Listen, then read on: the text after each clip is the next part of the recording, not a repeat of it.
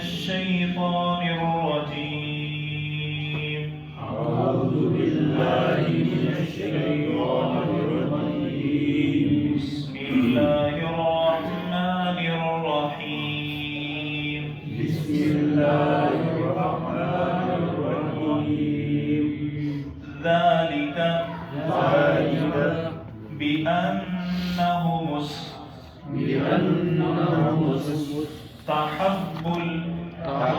الحياة الدنيا على الآخرة وأن الله لا يهدي القوم الكافرين. جزاکم اللہ. ذالک یہ اس وجہ سے ہے بِأَنَّهُمْ کہ بے شک ان لوگوں نے استحب الحیات الدنیا انہوں نے دنیا کی زندگی کو محبوب جانا علی الآخرہ آخرت کے مقابلے وَأَنَّ اللَّهَ اور بے شک اللہ سبحانہ وتعالی لا یہدی اللہ تعالیٰ نہیں ہدایت دیتے القوم الکافرین کافر لوگ. کل جو آیت الحمدللہ ہم نے پڑھی تھی اس آیت میں اللہ تعالیٰ نے فرمایا کہ اگر کسی بندے کا دل اسلام کے اوپر اطمینان میں ہو اور کراہت اور مجبوری کی وجہ سے اگر وہ کلمہ کفر کہہ دے تو اس پر کوئی گناہ نہیں، لیکن اگر ایک انسان بالکل آسانی میں زندگی گزار رہا ہے، امن اور سکون کے ساتھ ہے، دنیا کے چند ٹکوں کے لیے، دنیا کی عیش و عشرت کے لیے اگر وہ دین اسلام کو چھوڑ دے تو ایسے لوگوں کے اوپر اللہ کا غضب ہے، اور ایسے لوگوں کے لیے اللہ تعالیٰ نے بہت بڑا عذاب تیار فرمایا ہے. اب اللہ تعالیٰ فرماتے ہیں کہ جو لوگ دین اسلام کو چھوڑتے ہیں اور ارتداد کا مرتد ہوتے ہیں، ارتداد کا رستہ اختیار کرتے ہیں، وجہ کیا ہے؟ صرف اور صرف دنیا کی زندگی، کہ دنیا کی زندگی میں ہمارا نام ہو، دنیا کی زندگی میں ہمیں شہرت مل جائے، دنیا کی زندگی کے چند ٹکے ہمیں مل جائے اور ہم ایسو عشرت سے زندگی گزاریں، اور کوئی مقصد نہیں ہے. اب آپ توجہ فرمائیں، مشرکین مکہ کی طرف دیکھیں کہ ان لوگوں کو پتا تھا کہ یہ نبی برحق ہیں، یہ نبی امین ہے، صادق ہے، لیکن اللہ کے نبی کا انکار کیوں کیا کہ اگر ہم نے کلمہ پڑھ لیا تو اس نبی کے غلام بن کے زندگی گزارنی پڑے گی. دنیا کی زندگی کو محبوب جانا، پیارے پیغمبر علیہ السلام کی مخالفت مول لے لی، اللہ اور اس کے رسول کی مخالفت اپنے لیے انہوں نے آسان سمجھی، دنیاوی نعمتوں کو، چیزوں کو ترک کرنا اپنے لیے بڑا مشکل سمجھا.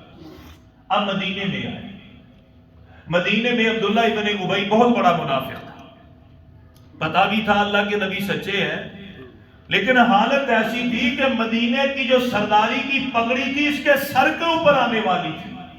ادھر اعلان ہو گیا کہ جناب محمد رسول اللہ صلی اللہ علیہ وسلم مکے سے ہجرت کر کے مدینے میں آئے ہیں. اور مدینے میں کیوں آئے ہیں کہ اللہ کے نبی پہلے مدینے میں نہیں تھے، اسی لیے تو آئے تھے. تو وہاں کے لوگوں نے کہا کہ نہیں، جب اللہ کے نبی آ گئے ہیں تو مدینے کے سردار ہوں گے تو اللہ کے نبی. اس کے دل میں یہ بغض آیا کہ اب مدینے کی سرداری تو چلی گئی، پھر وہ نبی کریم صلی اللہ علیہ وسلم کی مخالفت پر اتر آیا. اور جب اس نے مخالفت کی، وَلَٰكِن مَنْ شَرَحَ بِالْكُفْرِ، سینہ کھول کر اس نے مخالفت کی. اور اس کے دل میں بھی یہی بات تھی کہ یہ جو مسلمان ہوئے ہیں دنیا کے لالچ میں، وہ اپنی محفل و مجلسوں میں بیٹھا کرتا، جو اس کے ہم نوا تھے، ساتھی تھے، جو ہم ذہن تھے، وہ ان میں بیٹھا کرتا. سورہ منافقون میں اللہ نے فرمایا، وہ کہتا کیا تھا؟ ہم الذین یقولون لا تنفقوا علی من عند رسول اللہ حتی ينفذوا. وہ ان سے کہا کرتا کہ یہ جو محمد صلی اللہ علیہ وسلم کے ساتھی مکے سے ہجرت کر کے مدینے میں آئے ہیں ان پر خرچ نہ کرو، ہاتھ تنگ کر لو، ہوگا یہ حتی ينفذوا، نعوذ باللہ یہ محمد صلی اللہ علیہ وسلم کا ساتھ چھوڑ کے چلے جائیں گے. جب غزوہ بدر ہوا اس وقت بھی مسلمانوں کے پاس آیا. جب غزوہ احد ہوا آپ غزوہ احزاب کو پڑھ کر کے دیکھیں پھر بھی آیا. اللہ تعالیٰ فرماتے ہیں سورہ احزاب میں، اللہ تعالیٰ فرماتے ہیں وَإِذْ قَالَ، وہ آیا ان کے پاس اور کہنے لگا یا اہل یثرب لا مقام لکم فارجعوا، کہنے لگا آپ نہ جاؤ یثرب والوں ادھر رہو. اور ایک گروہ کو تیار کیا وَيَسْتَعْذِرُ، اور وہ آئے اللہ کے نبی صلی اللہ علیہ وسلم کے پاس کہنے لگے اللہ کے نبی ہمارے گھر میں پہرا دینے والا کوئی نہیں ہے، چھوٹے چھوٹے بچے ہیں، ماں باپ ہیں، بیوی بیمار ہے، کیا کریں؟ آگے کہتے ہیں کوئی نگہبان نہیں. اللہ کے نبی صلی اللہ علیہ وسلم سے اجازت طلب کی، عقل کے اندر تھے، دنیا کی ہرس ہوس لالچ تھی، بھول گئے کہ جو اللہ کے لیے نکلے وہ کبھی بھی پریشان ہو سکتا. اب آپ یہاں پر نماز پڑھنے آئے ہیں، ترجمہ پڑھ رہے ہیں، نبی کی حدیث کے مطابق آپ کے گھر والوں کی، آپ کی دکانوں کی، کاروبار کی حفاظت کون کر رہا ہے؟ اللہ تعالیٰ. لیکن منافق نہیں سمجھے، اللہ کے نبی صلی اللہ علیہ وسلم کے پاس آئے اور ایسے ہی ہوا تھا. پھر بڑے لوگ پیچھے رہ گئے. عبداللہ بن سبا کتنا بڑا منافق تھا، کلمہ کیوں پڑا تھا کہ اب اسلام کو فتح مل رہی ہے، جب میں مسلمان ہو جاؤں گا مجھے مال ملے گا، دولت، سربراہی، سرداری ملے گی. لیکن اسے وہ کچھ نہ ملا، مرتد ہو گیا اور بہت بڑا فتنہ برپا کیا اس نے. کل ہم نے حدیث سنی، ایک یہودیوں کا بہت بڑا عالم تھا، اس نے بھی کلمہ پڑھا. مرتد کیوں ہوا؟ کہنے لگا کہ مجھے دنیا کا مال نہیں ملا، دنیا کی دولت نہیں ملی. اللہ تعالیٰ فرماتے صرف دنیا کی زندگی کے لیے وہ کفر کا رستہ اختیار کرتے ہیں. اور اللہ تعالیٰ نے بیان فرمایا سورہ انفال میں، اللہ تعالیٰ فرماتے ہیں تُرِيدُونَ عَرَضَ الدُّنْيَا وَاللَّهُ يُرِيدُ الْآخِرَةَ. سورہ قیامہ میں اللہ تعالیٰ فرماتے ہیں كَلَّا بَلْ تُحِبُّونَ الْعَاجِلَةَ وَتَذَرُونَ الْآخِرَةَ. سورہ عنکبوت میں اللہ تعالیٰ فرماتے ہیں وَمَا هَذِهِ الْحَيَاةُ الدُّنْيَا إِلَّا لَهْوٌ وَلَعِبٌ وَإِنَّ الدَّارَ الْآخِرَةَ لَهِيَ الْحَيَوَانُ. اللہ فرماتے ہیں سورہ آل عمران میں زُيِّنَ لِلنَّاسِ حُبُّ الشَّهَوَاتِ مِنَ النِّسَاءِ وَالْبَنِينَ وَالْقَنَاطِيرِ الْمُقَنطَرَةِ مِنَ الذَّهَبِ وَالْفِضَّةِ وَالْخَيْلِ الْمُسَوَّمَةِ وَالْأَنْعَامِ وَالْحَرْثِ ذَلِكَ مَتَاعُ الْحَيَاةِ الدُّنْيَا. اللہ تعالیٰ فرماتے ہیں یہ کوٹھیاں، یہ بنگلے، یہ شہرت، یہ نام، یہ دبدبے، یہ بینک بیلنس، یہ تمام چیزیں اگر عبادت اللہ کی عبادت سے خالی ہیں تو صرف دنیا کا مال ہے، یہ اللہ کا فضل نہیں ہے. اللہ تعالیٰ فرماتے ہیں پھر یہ اصل نہیں ہے. اگر سکون چاہتے ہو دین کی طرف آؤ. دنیا کو اللہ فرماتے ہیں کہ دین کے سامنے کھڑا نہ کرو. اور جن لوگوں نے کھڑا کیا اللہ تعالیٰ فرماتے ہیں یہ دنیا کی زندگی کے طلبگار ہیں، آخرت کے مقابلے میں وَأَنَّ اللَّهَ لَا يَهْدِي الْقَوْمَ الْكَافِرِينَ. اور اللہ تعالیٰ کافر نشکر لوگوں کو کبھی ہدایت دیتے نہیں. اللہ تعالیٰ ہدایت نہیں دیتے. آج بھی آپ دیکھ لیں اللہ معافی دے ایسے ہی ہے. کتنے لوگ ہیں جو بازاروں کی زینت بنے ہوئے ہیں، بازاروں میں جاگ رہے ہیں، چل رہے ہیں، پھر رہے ہیں، نمازیں ان کے لیے وزنی ہے، قرآن پڑھنا ان کے لیے بڑا مشکل ہے. اللہ تعالیٰ فرماتے ہیں ایسے لوگوں کو اللہ کبھی بھی ہدایت دیتے نہیں. اور جو ہدایت سے خالی ہے اس کے لیے اللہ تعالیٰ نے بڑا دردناک عذاب تیار کیا ہے.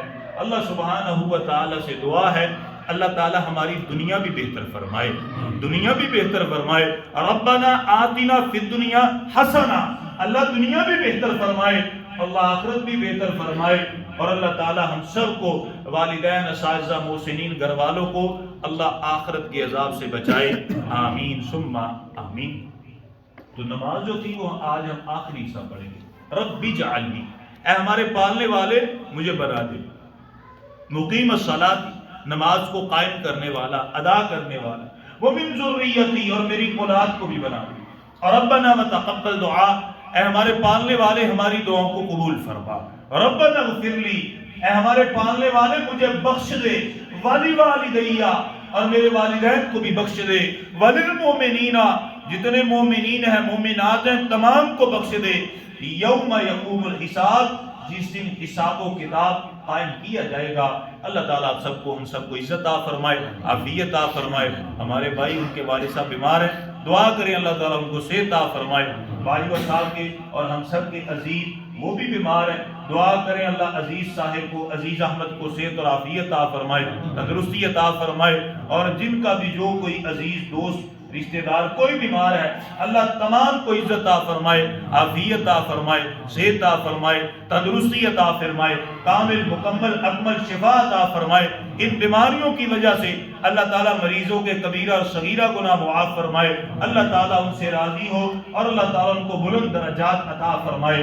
آمین. وآخر دعوانا الحمدللہ رب العالمین.